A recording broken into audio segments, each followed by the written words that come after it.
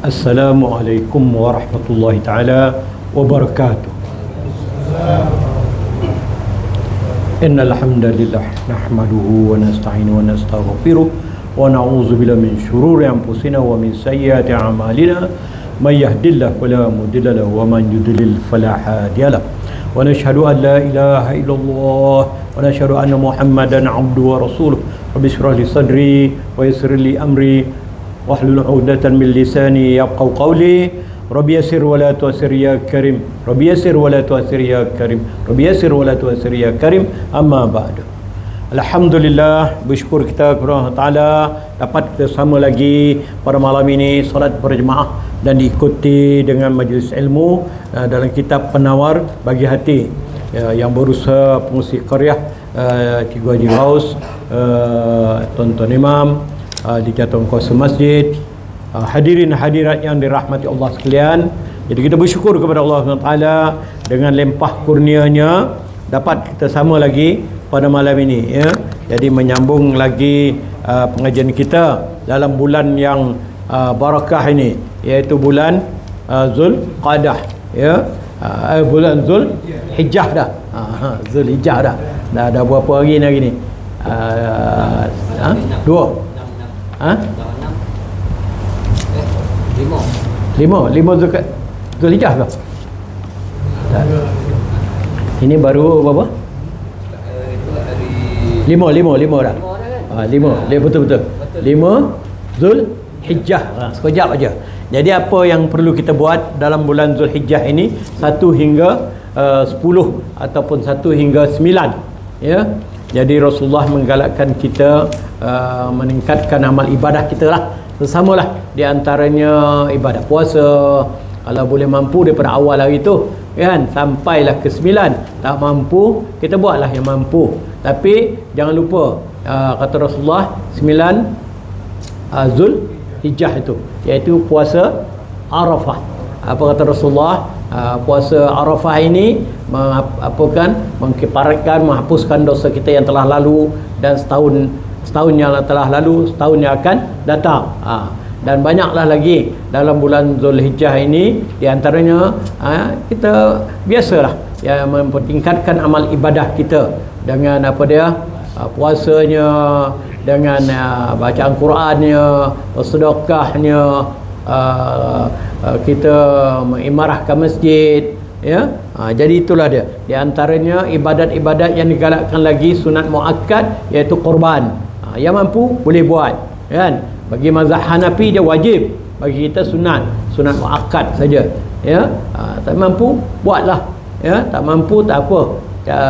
Akan datang ke apa ke, tak mampu lembu, kambing. Orang mazhab Hanafi kambing. Dia wajib bagi Hanafi ni. Kambing tu memang ya. Kalau di India tu kambing lah. Dia kalau sembelih lembu kan berapa orang pula. Berapa orang orang Hindu kan. Jadi itu dah bezanya lah ya. Kalau yang mampu lembu lah. Tapi Rasulullah galakkan juga. Dia kata tak mampu kambing. Itu lebih afdal lagi kata dia. Seorang kan, kambing seorang lah. Kalau lembu tu boleh share lah 7 orang dah. Tu ya. Jadi kita tengok sampai mana kata riak, bab riak kan. Surah berapa tu riak? 149. Ya? 49 betul. Bawah sekali kan. Berhubung dengan riak ini. Riak ini orang kata ego lah. Berdasar ego dia terkabur. Macam apa? Macam Fir'aun. Jadi biasanya orang kalau riak ni dia akan pergi ke takabur, sombong. Akhirnya dia lebur. Fir'aun lebur. Qarun, kaum Samud susah, minta kepada Nabi doakan, dia susah Nabi doakan. Bila disuruh pada beriman kepada Allah, dia derhaka, tak nak. Akhir Allah datangkan bala. Kita di Malaysia ni ada siapa ada Karpal Singh. Biar Karpal Singh ni biadab ni.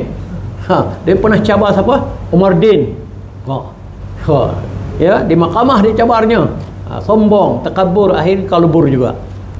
Accident engkau. Jangan kau sombong. Ya tak? Kalau orang tak beriman memanglah itulah dia, kan? Jadi kita riak ini itu dia. Dia pergi kepada sombong, takabur, riak, kan? ego lah cakap kita, ya. Kita tengok apa kata musannif rahimahullah, muka 149 bawah tu kan. Maka sekalian yang demikian itu haram, bahkan dosa besar. Jadi sebelum ni ada kategori riak kan, ya. Riak dia kita tengok atas tu ada 6 kan. Kita sebutkan reka-reka lah. Riak dengan tubuh badan, dia rasa ego dia, badan dia body apa orang kata, body builder saso kan, ya. Tapi ke mana enggak nak pergi kan. Kita tengok mak ahli tinju lah, mak ahli tinju pun riak pun dia mula-mula gitu, lama dia jadi riak juga kan. Akhirnya Parkinson, balasan, ya. Apa ada lagi siapa seorang Malaysia ni itu Malik Noor, bukanlah dia apa. Jadi dia pun pernah pensan dalam main bola, langsung pakai songkok sekarang. Mungkin dah sadar lah kan, dia kan body apa, tunjuk sasuh kan cantik. Riak dengan tubuh badan seperti menzahirkan ia akan kurus dan pucat. Ada orang dia biar dia pucat muka dia, orang nanti kata wah dia ni kuat body badan.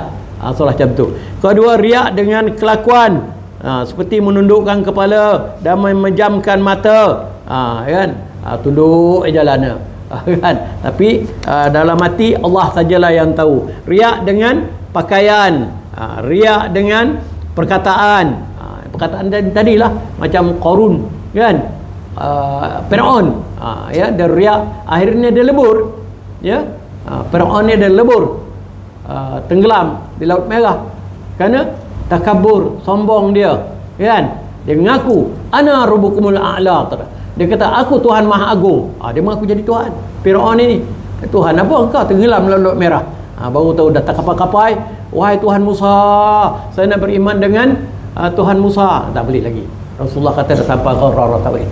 Jadi dia kejar Nabi Musa, dah lebih kurang 60,000 dengan tentera nak bunuh Musa. Ya. Dia pernah uji Musa, kan. Nabi Musa ini dia sebelum itu tukang-tukang sihir dah beritahu kepada Firaun, dia kata akan lahir seorang budak lelaki yang akan menandingi, mengatasi pemerintahan kamu, kata dia. Wah, dia marahlah, dia bunuh budak-budak kan. Tapi tak macam mana, ya, Musa, mak dia dah takut macam tu, ilirkan dia. Air tak macam mana apa dia, isteri dia dan dayang dan pengasuh dia dapat, ya, diilirkan di Sungai Nil tu. Musa diilirkan, diambil oleh isteri dia, bawa balik istana. Jadi sepatutnya dia nak bunuh dah Musa ni, budak ni kan. Tapi bini punya cakap bini langsung lemah dah. Bang, kita tak ada anak, jadi kita ambil lah, kita boloh lah anak ni, Musa lah tu. Langsung dia boloh lah, kan. Kalau tidak memang dia nak bunuh dah semua, ya. Memang lain tu dia bunuh. Tapi akhirnya Tuhan tu kena jalan, tengok jalan cerita Allah tu. Jadi bila Musa nak menangis, nak nyusu, lama dia cari orang siapa yang boleh menyusukan. Akhir isteri ibu Musa menyusukan sendiri. Dan bila Musa ni dah besar sikit, Firaun ni cuba test dia. Test macam mana? Dia bagi dua, satu emas, satu api. Ya. Jadi dia kata kalau Musa ini ambil emas, mesti dia otak dia geliga. Ini bahaya ni. Jadi ni sebelah ni api. Mula-mula Musa masa tu nak ambil emas, tapi malaikat Jibril ada tepiskan, dia ambil api, dia makan api. Itu sebabnya Musa ni cakap dia tak berapa orang kata tak fasih lah, gagap lah macam tu. Jadi siapa pembantu dia? Abang dia Harun pun Nabi Harun.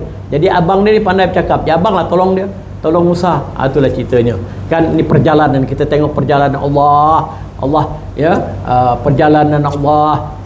Nabi Yusuf pun itu juga, abang-abang dia campakkan dia dalam perigi, ya tak? Akhirnya Nabi Yusuf orang selamat macam mana? Ambil, dapat dijual jual sampai ke Mesir. Dalam rentetan cerita tu, Allah kesian Nabi Yusuf kan. Ayah dia Yakub menangis sampai mata tak nampak. Jadi kita tengok rentetan cerita. Akhirnya Nabi Yusuf jadi menteri di istana Mesir, dan abang-abang ni semua balik minta maaf dengan adik ni, kan? Kalau cukup panjang cerita Nabi Yusuf ni dah. Jadi rentetan cerita manusia punya perancangan. Abang-abang dia rancang nak bunuh adik ni kerana dia tengok adik ni, ayah dia macam ada, yalah Nabi Yusuf, ayah dia dah nampak dah, dia dah ceritakan dah pada ayah dia, aku bermimpi, kata dia nampak 12 bulan yang tunduk kepada dia. Jadi Nabi Yaakob dah tahu dah ni anak ni akan menjadi Nabi, ya. Jadi abang dia nampak ayah ni melebihkan anak ni Yusuf.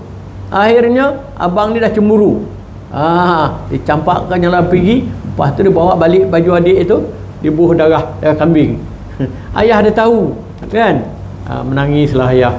Jadi rentetan cerita yang dibuat oleh manusia tak berjaya.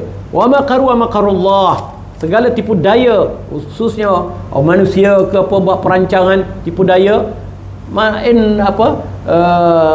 perancangan Allah lebih lagi cantik. Khairul makirin, ya. Dia di manusia punya perancangan.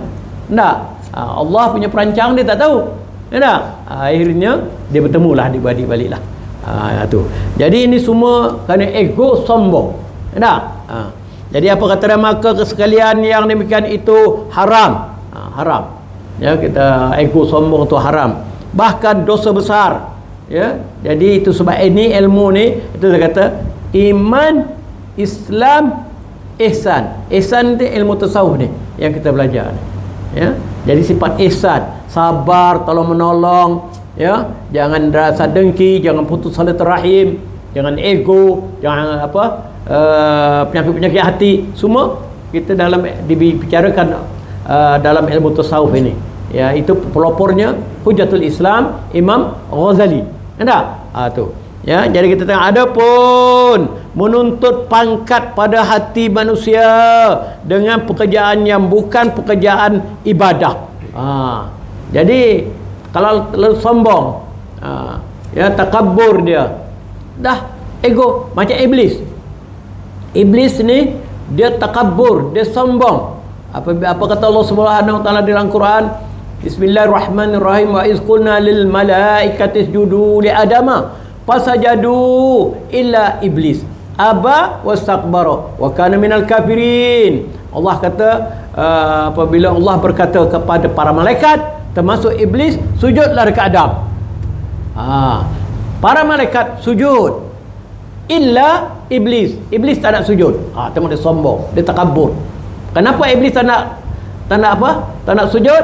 Dia kata aku ni dijadikan daripada api, manakala Adam dijadikan kepada tanah. Dia kata aku lebih mulia, padahal itu perintah. Perintah siapa? Allah. Ya, perintah Allah. Macam kita lah sembahyang, perintah Allah. Puasa, perintah Allah. Macam Nabi Nuh, selalu sebutkan Nabi Nuh buat kapal atas bukit. Gila Nuh ni buat kapal atas bukit. Akal kita tak boleh fikir tu. Ini kerja siapa? Allah, perintah Allah. Jadi Nuh buat kapal atas bukit, rupanya akan berlaku apa? Topan. Kan? Jadi di situ kita nampak perancangan Allah. Ya, Allah perintahkan. Macam kita korban ini, Allah perintahkan Nabi Ibrahim sembelih anak, kan? Perintah Nabi Ibrahim buat, anak dia redha dia, kan? Kalau kita tengok Allah, kan, ayah nak sembelih anak, macam mana, kan? Ada? Kita tengok dalam kita Quran apa ni, Nabi Ibrahim, Sarah, ya, kita tengok ditinggalkan isteri dia dan Ismail di Mekah, dan dia balik ke Palestin. Dalam perancangan tu kita tengok pengorban itu, korban tadi, itu korban, itu nama korban. Korban ini takarrub, mendampingkan diri kepada Allah, itu korban. Jadi korban ini merupakan syiar Islam. Itu sebab kita digalakkan, ya, berkorban. Bagi orang yang mampu sunat muakkad, tak mampu tak apalah, kan? Ya, jadi bagi itu nama dia korban, ya. Jadi korban itu kita mendampingkan diri kepada Allah, taat kita pada Allah, ya. Jadi kita apa kata di sini, ada pun menuntut pangkat pada hati manusia dengan pekerjaan yang bukan pekerjaan ibadah. Dia orang sombong, takabur, bukan kayak iblis tadi. Mula dia enggan sujud, dia aba, wastakbarah, dia takabur, dia ego, dia sombong. Aku dijadikan berapi, lebih beliau lagi pada Adam, kata dia. Adam dijadikan pada tanah, turab. Tengok iblis, dia 500 tahun beribadat, tapi akhirnya engkau jadi apa? Wa kana minal kafirin. Natijah dia, hasil dia orang yang sombong, orang yang takabur, tergolong orang yang kafir. Begitu juga kita. Allah perintahkan sembahyang, Allah perintahkan puasa, kita tak sembahyang, kita tak puasa. Ini tergolonglah ni. Ini iblis punya kumpulan, kan? Nauzubillah lah kita, kan? Itu sebabnya kita ini hati kita ini jangan bagi dia murudum, jangan bagi hati. Dah ada dalam ayat Quran menyebutkan buta mata dengan buta mata hati. Hati kita ni ada mata, dia ada mulut juga.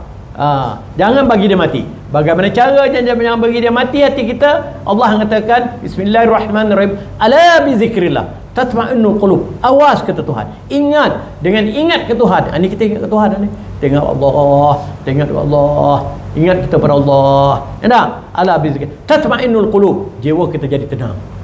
Tenang kita datang sini, tenang jiwa kita. Hati kita jangan segak, tenang. Rasulullah pun itu juga. Likulli syai'in siqalah. Setiap satu, selalu hadis dia saya baca, likulli syai'in siqalah. Setiap satu tu ada penghilat dia. Siqalatul qulub, penghilat hati. Hati kita jangan bagi mati, jangan bagi kotor, jangan bagi dia tak nampak Allah. Habislah, kan? Likulli syai'in siqalah. Setiap satu tu ada penghilatnya. Siqalatul qulub, zikrullah juga. Tadi ayat Quran zikrullah, ingat ke Tuhan. Ingat ke Tuhan tu. Ini kita datang ni ingat ke Tuhan. Solat berjemaah kita, Allah, kita hidup ke rumah Allah, ingat ke Tuhan. Dan dalam hadis Nabi pun zikrullah juga. Zikrullah ini banyak makna, satu saya sebut. Zikrullah itu artinya kita menuntut ilmu, kita buat baik, kita nasihat menasihati, kita ajak kawan-kawan kita, itu pun dikira zikrullah. Itu dah, membersihkan hati kita. Jangan bagi hati kita mati. Selalu saya sebut, kan? Bijak pandai kata apa?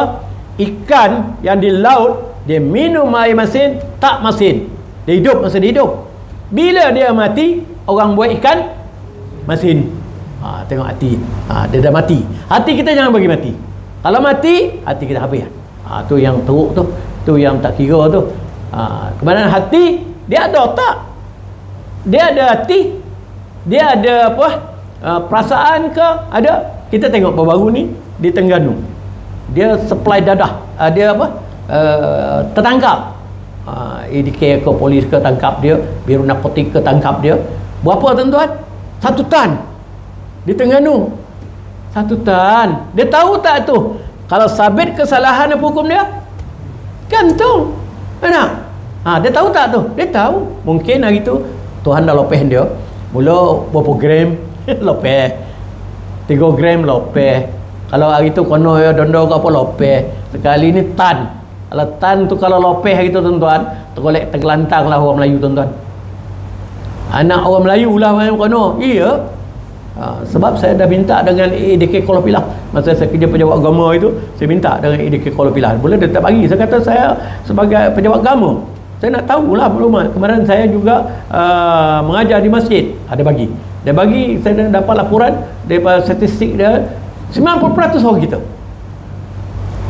90%. Terutama sekali di Pelda. Ni bukan tak kira Pelda tuan-tuan. Tapi alhamdulillah lah, kita dapat dengar dah 1 Jun ni perlis dia haramkan apa? Web tu. Web tu dalam tu tuan-tuan rupanya dia boleh masuk liquid pula. Liquid tu cair yang mengandungi dadah. Perasa strawberry. Upah dadah. Budak sekolah pun dah mula perlis dah. Tak tahulah negeri lain ke. Ya, sekarang tak, hari itu tak ada, tak diharamkan web ni. Kononnya is apa? Sudut asap je lah. Sekarang lepas tu rupanya ada bubur liquid pula. Jadi ini semualah ya nak menghancurkan. Siapa yang kerja ni strategi ni? Ialah Yahudi, Nasrani, Kristian. Itu dia. Walan, apa kata Allah Subhanahu wa taala dalam Quran, walan tardha ankal yahud walan nasara tattabi'a walan tardha ankal yahud wan nasara hatta tattabi'a millatahum. Orang Yahudi, orang Nasrani, dia tak redha selagi kita tak ikut cara dia. Kan? Cara dia apa dia? Hiburan. Dia suka, budak-budak suka hiburan, ya tak? Jadi itu strategi siapa? Iblis. Kalau dadah itu lepas satu tan tu tuan-tuan, tapi Tuhan tu pun kaya. Kalau lopeh itu habis orang Melayu. Ya tak? Di Mesir pun pernah berlaku. Satu tan juga. Dia orang seluduk daripada pasir. Polis dapat. Satu tan. Kalau lopeh itu tergelantang lawan Arab. Iya. Dia isap ogah. Dia masuk dalam kan. Jadi itu. Jadi ini semualah ya, dia orang ini takabur dan sombong. Tak ingat ke Tuhan dia. Orang yang tak beriman. Ada? Baru ni di supply juga daripada Terengganu. Tak tahulah orang mana. Supply dia pos, melalui pos. Berapa, tapi bijak jugalah polis kita, oleh airport kita dapat kesan. Dah. Nak ekspor keluar negara. Oh, Malaysia jadi center pula. Ya. Jadi kita lihat sekarang ini makin hari, kalau anak-anak muda ini tak ada pegangan dia, hancurlah tuan-tuan. Habis orang kita. Ya. Habis. Jadi kita mintalah, doalah apa dia, anak bini kita, keluarga kita, saudara kita, dia, anak cucu kita ni selamatkanlah. Ini Tuhan tolong. Kalau Tuhan tak tolong ni, yang satu tan tu, yang Terengganu tu, dah siap packing dah, nak jual lagi. Tapi yalah, Tuhan nak bagi. Abang kata di perancangan kau yang tak elok, perancangan Allah lagi. Dia tak tahu ada perancangan Tuhan. Tak? Kalau lepas, pasal ramai lagi orang kita yang beriman. Itu dah. Itu kita jangan lupa. Masjid kita ni kita ajak kawan-kawan yang baik ajak. Kerana adanya kita ni berapa orang ni doa dia mustajab, selamat orang kita. Kalau tidak, habis orang kita ni. Itu dah. Ya, itu jangan lupa. Jadi apa kata lagi di sini? Maka tiada ia haram. Apa dah? Seperti mereka menuntut kemegahan dengan memakai pakaian yang bagus-bagus. Itu tak adalah. Kalau kita memang disuruh hari Jumaat. Hari Jumaat disuruh pakai elok-elok. Janganlah hari Jumaat kita pakai baju yang 10 tahun ni. Kalau pergi pasar malam cantik baju kita. Bagi orang kahwin cantik baju kita. Bagi Jumaat 10 tahun punya baju. Dah gelemuk-gelemuk betul pakai pergi masjid. Ada? Tak, ni cerita ni lah yang ulama kita kata, maka tiada ia haram. Tak haram kalau kita pakai elok. Ada? Rasulullah pun galakkan kita pakai, kalau hari Jumaat tu dia kata sayyidul ayyam, penghulu segala hari. Kita datang Jumaat itu dengan pakaian elok. Ya kan? Bukan nak nunjuk-nunjuk. Tu bukan haram. Seperti mereka menuntut kemegahan dengan memakai pakaian bagus, yang elok. Kan? Jangan bila pergi orang kahwin, main cantik baju kita. Bagi Jumaat, baju 10 tahun keluar. Ya tak? Tak betul lah. Ya tak? Ya. Bagus-bagus. Dan dengan ilmu hisab dan dengan ilmu kebobohan. Kan? Dia pandai ilmu hisab, ilmu matematik. Ilmu hisab, ilmu matematik pandai. Tapi ilmu mengenal Allah tak pandai. Itu tak betul lah. Kita nak balance lah. Ilmu kenal Allah. Ya, itu sebab selalu saya ingatkan, kita jangan lupa anak-anak orang sekarang ini tuition apa? Matematik lah, admit lah, science lah. Tapi Quran langsung dia tak peduli.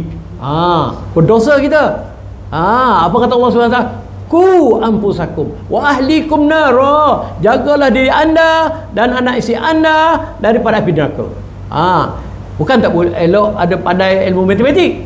Kan? Bukan tak elok ilmu apa dah, belajar ilmu kebomohan. Ilmu bomo ni tak boleh yang sebenarnya. Ya, bomo. Ya. Umpamanya Rasulullah pernah kata, katalah kambing dah hilang. Bila kambing jumpa pun dengan bomo.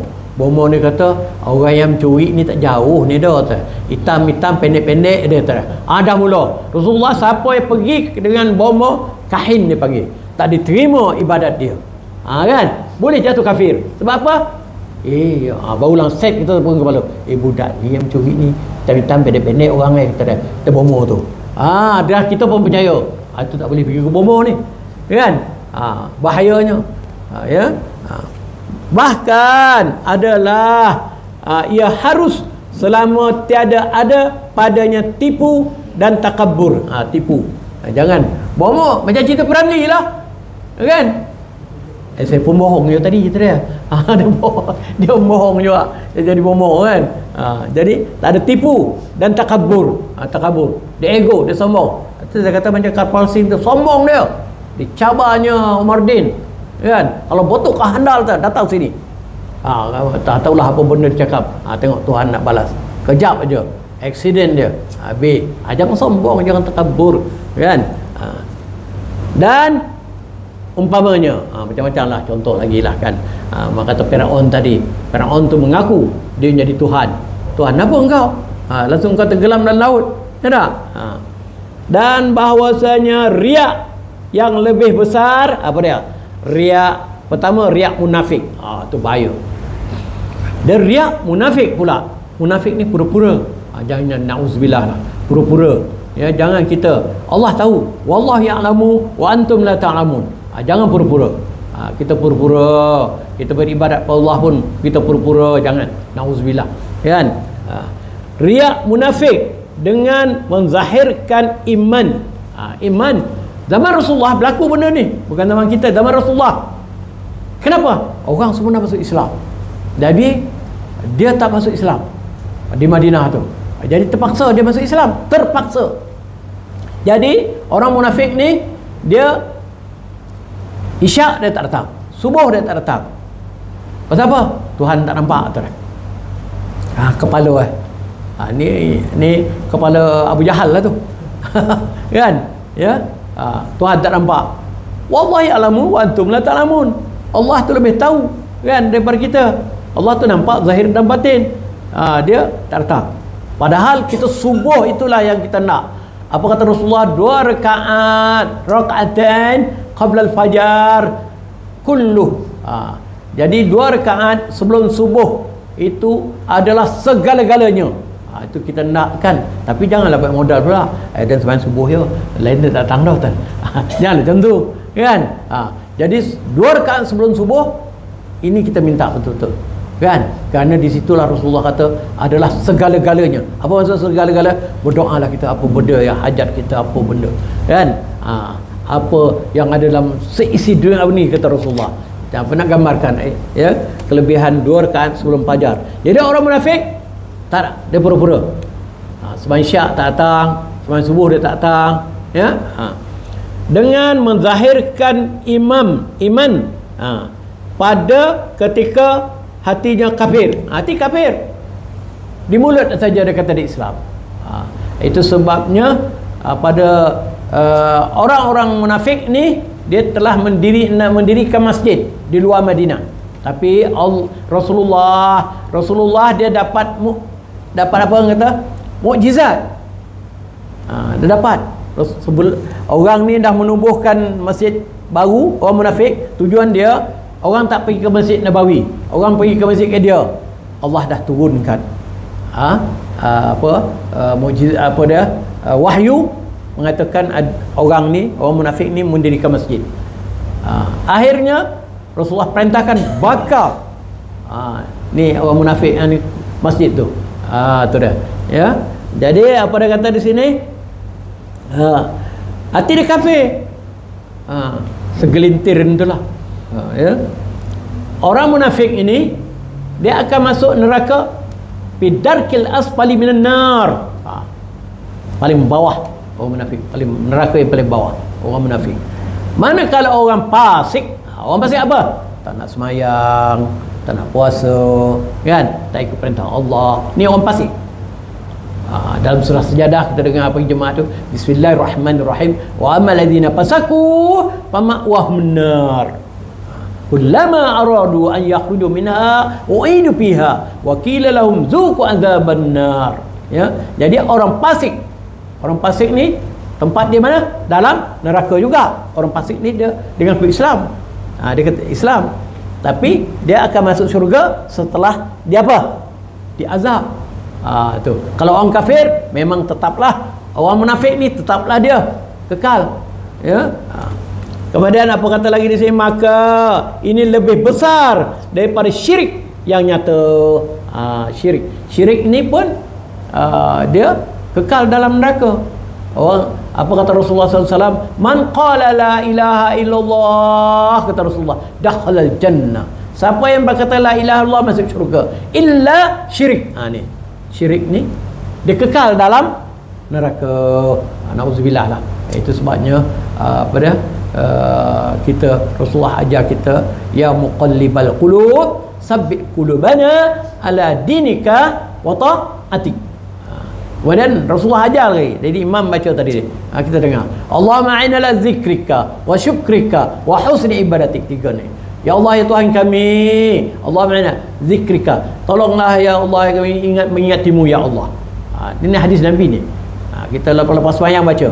Kata dapat bahasa Arab itu bahasa Melayu. Ya Allah, ya Tuhan, tolonglah kami, ya Allah, ingatmu ya Allah. Jangan kita putus ingat Allah, kan? Allahumma a'inna ala zikrika wa syukrika, dan bersyukur padamu ya Allah. Berterima kasih kepada Allah. Allah lah beri kita segalanya. Ada? Kemudian wa husni ibadatik, dan memperbaiki ibadat kita. Ibadat kita jangan kita setakat itu cukuplah. Ada? Umpamanya semayang apa? Semayang sunat rawatib. Semayang sunat rawatib, ya. Rasulullah menyebut siapa yang semayang sunat 12 rakaat lepas semayang fardu, Allah akan bina rumah kita di dalam banallah baitan fil jannah.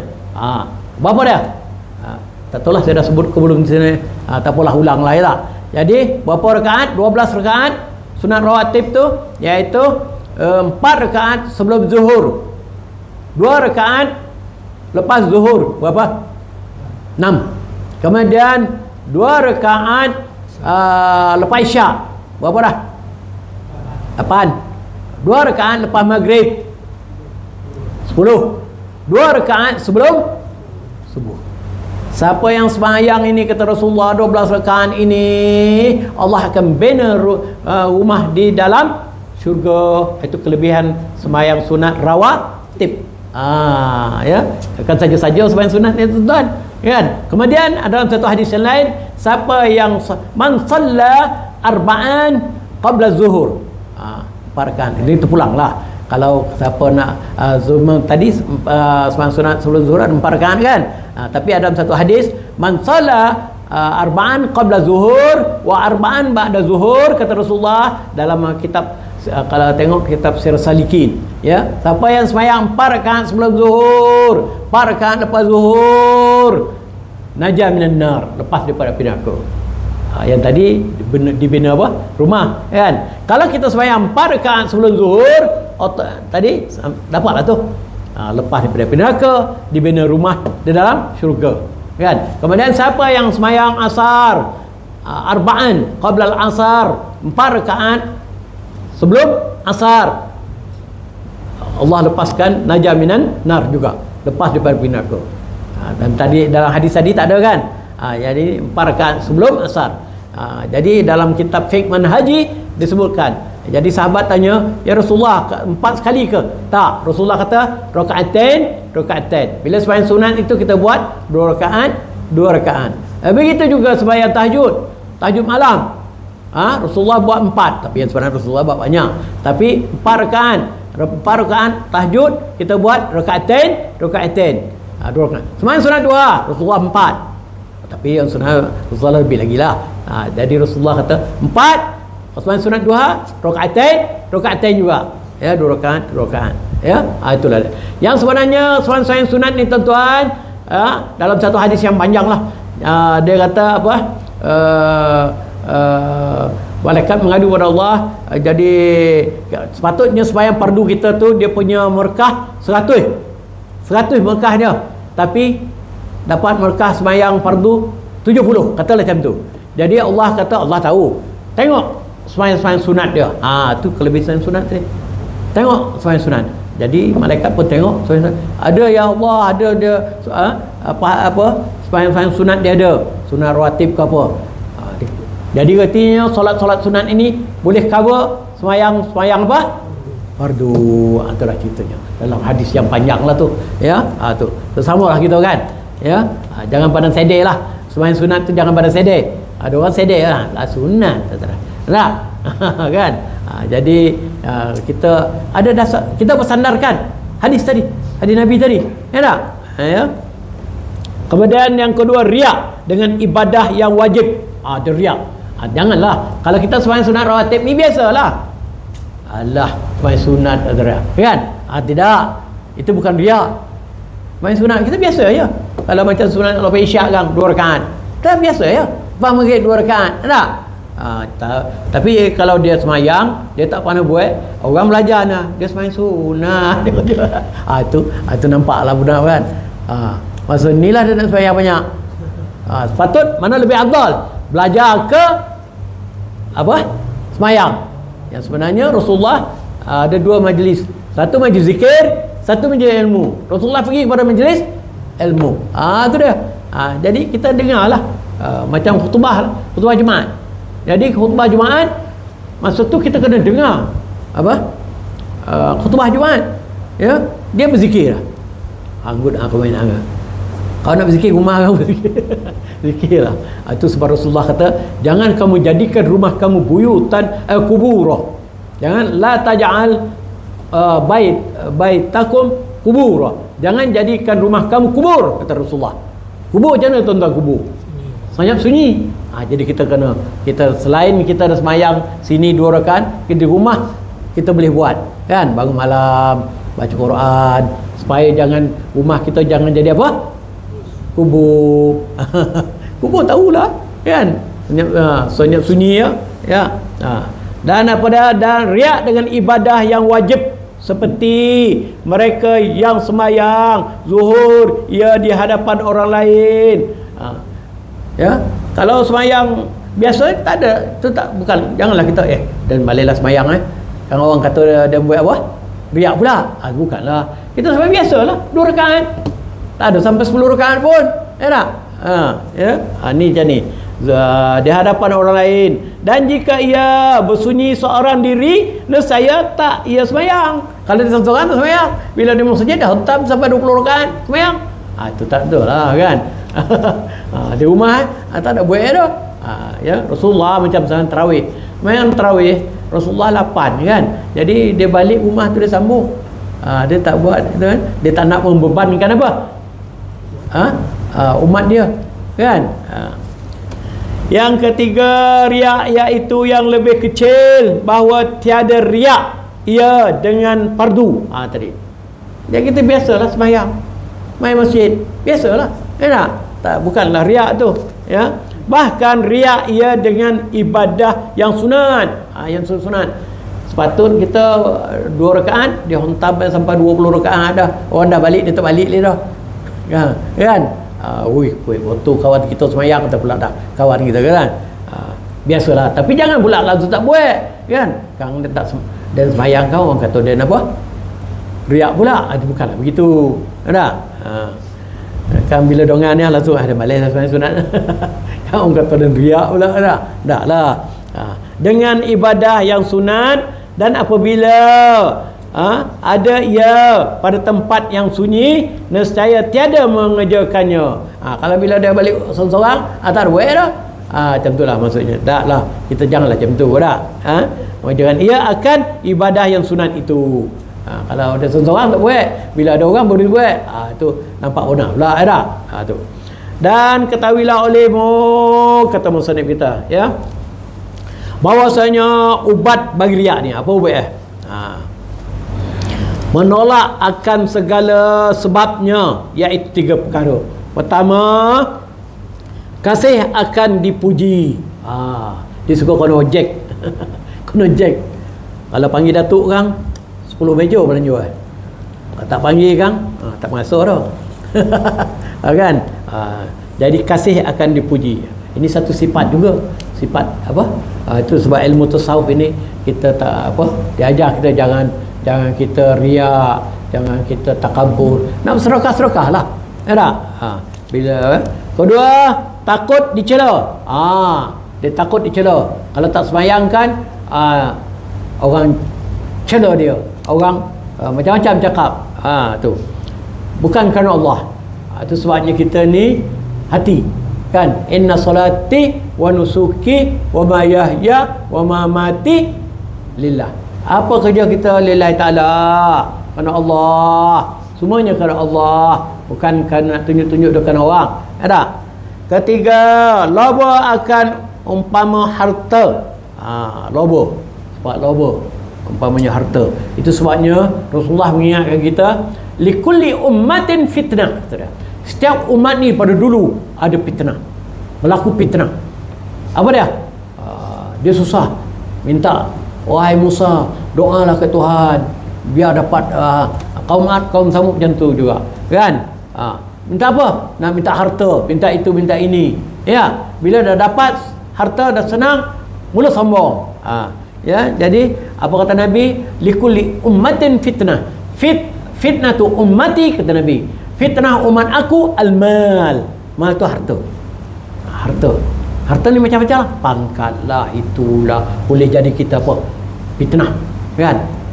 Kerana terlalu banyak harta, langsung jadi fitnah. Pernah kita dengar kan, ada orang harta belian harta, lepas itu bergaduh, anak bergaduh, bini bergaduh, mak bergaduh, kan, sampai ke mahkamah. Fitnah lah tu. Jadi Nabi kata, fitnah umat aku harta, termasuk pangkat. Nak itu, nak pangkat itu, nak pangkat ini, tak? Tuhan bagi. Tapi Allah satu, Allah tak bagi. Iman. Ini iman ini dia bagi kepada orang yang Allah nak. Allah kasih. Kita minta Allah tu tetapkanlah iman kita, kan? Tetapkan iman kita, tetapkan. Ya muqallibal qulub, sabbit qulubana ala dinika wa ta'atik. Ya Allah, tetapkanlah iman kami, taat padamu ya Allah, kan? Ya. Adapun kasih akan dipuji. Apa maksud kasih dipuji? Maka seperti mereka yang menerkam ia akan musuh banyak di dalam peperangan. Soalan macam itulah. Suka dipuji. Bila dipuji, dibelanja lah kita. Kan? Orang pula pandai lah nak jack dia, kan? 10 meja makan antara. Apa nak makan. Bila tak panggil datuk kan langsung tak ngasuh dah. Ada kawan yang kaki berapa? Tu dia. Maksudnya supaya dikatakan akan dia orang yang berani. Kalau dalam peperangan, kan? Dan ubatnya, barang yang telah terdahulu pada ubat bagi kasih akan kemegahan. Dia orang gini, orang ini. Nauzubillah, janganlah kita. Kemegahan itu dunia saja. Di dunia saja. Di akhirat apa dia? Amal ibadat. Tak? Yang Allah nak tengok besok kita amal ibadat kita, bukan kemegahan, bukan dunia, kan? Dan iaitu bahawa mengetahui ia akan bahawa puji itu kesempurnaan yang diwahabkan saja. Puji hanya benda yang diwahab, yang diragukan saja. Orang tu puji bukan puji betul-betul. Bila orang puji kita kata apa? Alhamdulillah, hadza min fadli rabbi. Selalu saya sebut, kan? Bila anak kita, cucu kita berjaya dalam perpesaan ke apa ke, dapat apa kesenangan ke, naik pangkat ke, kita kata alhamdulillah, hadza min fadli rabbi. Ini adalah kurniaan Allah. Tu. Ya. Jadinya lah cakap, tengoklah siapa tu tu. Tengok siapa abah tu dah. Ya, agak. Itu dah lain cerita jadinya. Tak? Jadi kita bila orang puji kita, memanglah kadang-kadang dia kata Allah anak-anak berjaya lah, alhamdulillah, hadza min fadli rabbi. Ini adalah kurniaan siapa? Allah yang bagi. Kalau Allah tak bagi, tak apa kita. Ya tak? Itulah. Janganlah kita nyebut dia nak naik pula kita pula, kan? Tengoklah siapa tu. Kan? Nauzubillah. Jadi iblis memang suka macam itu. Sebab apa? Supaya kita ini jadi riak dan takabur, kan? Ya. Kesempurnaan yang diwahamkan saja, bukannya di dunia saja. Di akhirat saya dia tak tanya dah. Ya, berapa ribu ekar ladang kelapa sawit kau, tak tanya dah. Apa kata Rasulullah? Awwalu ma yuhasabul 'abdu yaumal qiyamah as-salah. Mula-mula kita dihisap besok hari kiamat ialah sembahyang kita. Tu dah. Tu yang ditanya. Harta kita tanya juga. Kau buat apa harta kau? Kan? Ada tak engkau berimpak ke, tolong orang susah ke? Kan? Kau kaya raya tapi kau tak peduli langsung orang susah, orang miskin. Kan? Tu dia. Ya. Apalagi tiada ada kesempurnaan yang sebenar. Jadi apa tadi? Yang apa? Dapat kemegahan tu tadi. Bukannya sebenarnya. Yang sebenarnya ialah kita, apa kata Rasulullah, idza mata ibnu Adam, bila mati anak Adam, in qata amaluhu ila salas. Apabila mati anak Adam, terputuslah amalan dia melainkan 3. Ialah sedekah jariah. Kita dapat duit sikit, kita masuk RM5 tabung masjid. Kita tolong orang susah, saudara anak buah yang susah. Itu akan ditanya. Dia akan datang balik kepada kita. Sedekah jariah. Sedekah tu mengalir ke kita balik. Baru kita tahu. Ini dah tahu itu sedekah banyak. Dah tak boleh apa dah, kan? Yang kedua, al-ilmu yuntafa' bih. Ni kita belajar. Jangan tak tahu kan. Dia akan datang tolong kita balik besok. Kalau kita tahu, itu sebab siapa yang tahu kelebihan menuntut ilmu, dia akan datang. Orang tak tahu, nama pun tak tahu, tuan-tuan. Tak boleh lah, letak dia lah. Dan tak pergi masjid dan sonang yo. Ada fikir sonang yo. Sonang di dunia. Di akhirat dia tak kaji. Kan? Bagi kita yang beriman, kita ada alam dunia, alam akhirat, alam barzah, alam kubur. Sebelum pergi alam akhirat, kita ada stesen lain satu, alam kubur. Tengok tu nenek kita kami lama lagi. Ada amalan, ada anak-anak ya. Yang ketiga, kita meninggalkan anak-anak yang soleh, yang mendoakan kita. Ada anak-anak kita tinggal kata, doanya kita, dia buat haji dia upah. Belum ayah belum haji, mak belum haji, upah buat haji dia, buat itu di. Pernah kita tengok kan, yang berada tu dia buatnya masjid yang banyak lah, ada duit kan, dia buat masjid kan, contohnya lah kan. Jadi macam-macam lah untuk ibu ayah dia. Macam kita sekarang ini, kalau kita dah fikir kita puasa kita cukup, kita boleh buat qada puasa ibu ayah kita. Apa saja amalan kebaikan yang kita lakukan, kita niatkan untuk ibu ayah kita, kerana ibu ayah kita ni lah yang mentarbiah kita itu. Kalau tak kerana ibu ayah kita tak ketat, tak tahu mana kita. Kan? Ayah kita memilih Islam, kemudian kita pun dididiknya, walaupun ilmu dia tak ada banyak kan, tapi dia jaga kan. Baca Quran, pergi mengaji, marinlah. Kalau dulu tak pergi mengaji, kau nak pelobat tahu kan. Kalau kan tak apalah ya. Jadi semua ibu ayah kita. Jadi apa saja yang kita lakukan, kebajikan kita niatkan untuk ibu ayah kita, dia menunggu je dalam kubur. Itu dah 3 ni tadi.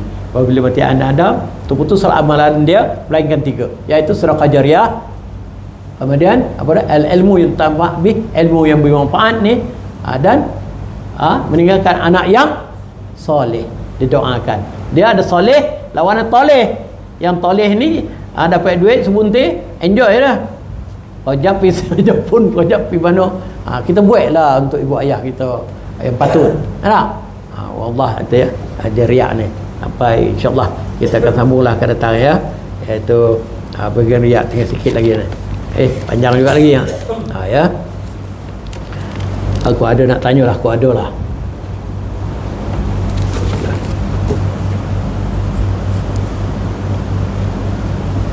Itu saya ingatkan, siapa yang berkorban, dia disunatkan jangan cukup misai atau janggut kuku jangan ya, disunatkan sampai biasa hari korban. Kalau siapa yang korban sunat dia datang, Rasulullah suruh Fatimah datang tengok takbir, bahasa orang tu sembelih, kita pun takbir. Itu dah cara adab dia ya.